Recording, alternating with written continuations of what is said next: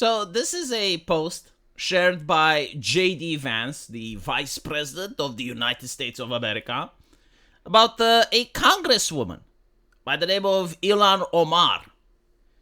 And the Vice President of the United States says that this makes him sick. And so when I saw the post, I had to see, well, what can possibly make Mr. J.D. Vance sick? Because I know he's got a strong stomach. He went into the European Union. I mean, that takes a strong stomach in order to do that, right? So what exactly is it that he has seen on the internet which made him sick? I would say our country should be more fearful of white men across our country, because they are actually causing most of the deaths within this country. We should be profiling, monitoring. Interesting how she's like talking with a white man. Did you notice this? Like, this is an American tradition.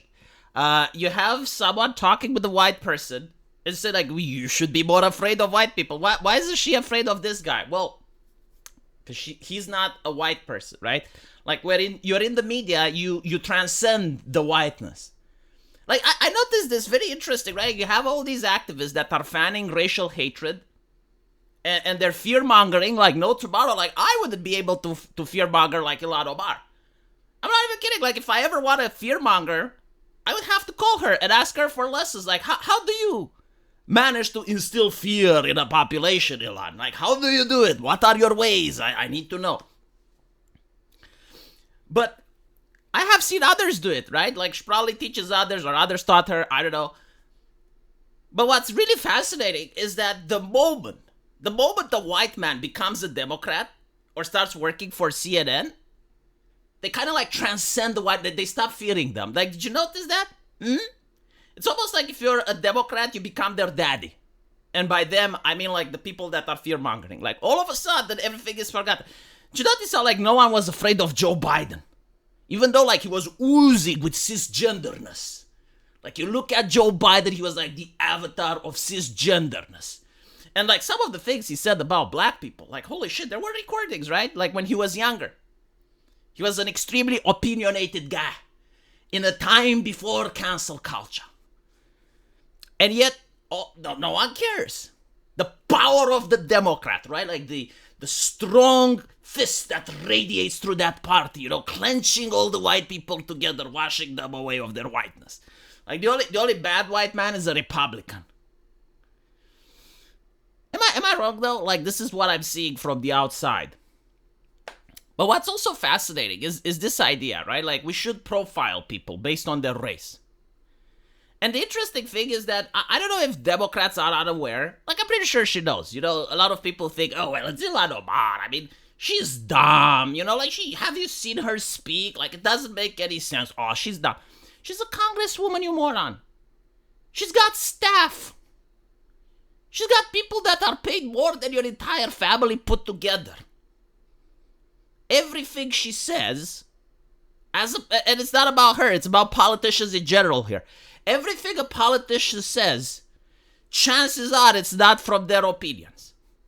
Like, the way things work is that politicians have a staff of highly trained people, more educated than you, making more money than you, and what they're doing is managing public opinion. They're not there to fix problems, they're not there to fix issues, they're there to keep the system going. And to make sure that the system doesn't change, to make sure that nothing shakes up the system. That's what bureaucracies do. And so what their job is that they're polling the public. Like, they have various PR companies that see, like, okay, what does the public think? How many people vote for Ilhan Omar? What is their take? And it's probably this take, right? And like, Ilhan Omar's job is to parrot their takes back at them. It's not to say something controversial. It's not to change the culture. It's controversial for you because you're not part of her voters. But that's what her voters think, right? So like, when she says these things, she's not necessarily saying them because she believes in them. She is saying them because that's what her staffers tell her to say. If you don't believe me, look at Barack Obama. He's the best example of this. Before gay marriage became popular in the United States, Barack Obama was that, well, marriage is between a man and a woman. After gay marriage becomes popular, all of a sudden, well, he changed his mind. Why? Because his staffers told him. Their job is to manage public opinion. Now, going back to this, I think it's a bad idea what they are doing. I don't know if they realize or not. I mean, for Ilhan Omar and many other politicians, it's all about the next election. And so if you say something that doesn't affect your next election, then you can say it. And so politicians think on a maximum 4-year basis. They don't care what happens in 8 years. They don't care what happens in 12. The only thing they care is what happens in 4 years, and then what happens in 3. And then what happens in 2. That is their scope. That is their vision. And so they don't really care. It's like, okay, if I keep fanning these racial flames, if I keep advocating for racial profile, if I keep fear-mongering, if I keep doing these things, what's to stop some right-winger when they take over and like maybe culture changes and like 8 years from now, 10 years from now, you have a right-winger taking over. And then they maintain the things. They just change the direction. It's like, oh, racial profiling. Well, that already exists. We already have people racially profiling. Let's just change the chief of police. Let's just change, some of the people in charge. And then we can keep racial profiling, but we use it against different folk. We use it against Ilhan Omar. And how can you even be against it? Because, like, the thing is, you gotta rely on the normies.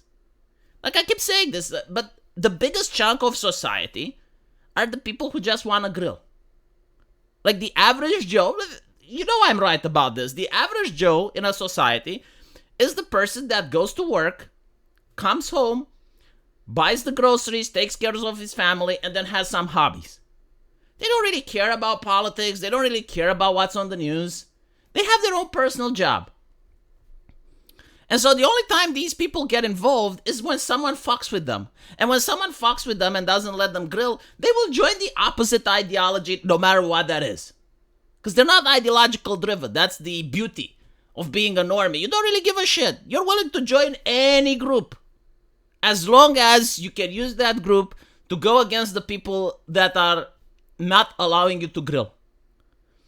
If that group happens to be Nazis, so fucking be it. If they're communists, so be it. If they're right-wingers, who fucking care? It's not about the ideology. It's all about, I want to join the group that will fuck with the people that are fucking with me. And once the people that are fucking me with are gone, then we reassess. And so this is why it's important to stop fucking with the normies. But if you're basically advocating that people racially profile the normies, and that people are fearful of the normies, well, now the normies are going to find out, okay, who is this person? Who are her political opponents? What does she hate? Who do we support? And they're going to start giving money to the people that you hate. They're going to start pledging support for random chicks in the park that say the N-word. And that's how you get to that point. You're pretending like it's coming from the ether. No, you fucked with the normies. And now the normies are fucking with you. And once, their people get in power, and their people are going to start racially profiling, and you're going to complain, the normies will say, well, this is why we voted for. Because this is what you wanted to do to us. And we're afraid of you. Because if you get in power, right, like, you're going to be afraid of us. And so, it's a fear-based system now, which is the politics that you created. And it's kind of sad that we need to live in a society where cancel culture is the only thing that cracks down on this behavior because people don't understand why it's wrong.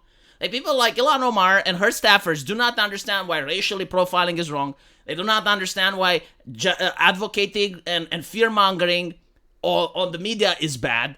They have no concept of why. Well, it works now for the next 2 years. And then when it finally happens that you got a Dovakin in the park fusrodying at 5-year-olds, all of a sudden you're shocked. And it's like, well, how did it come to this? Well, what did we do to deserve it? Well, this is what you did. And you can stop. You don't have to do it. You don't have to fearmonger against your own citizens like other nations don't do it. Why can't you be like them? Anyway, let me know what you guys think. And as usual, I will see you in the comment section. Take care.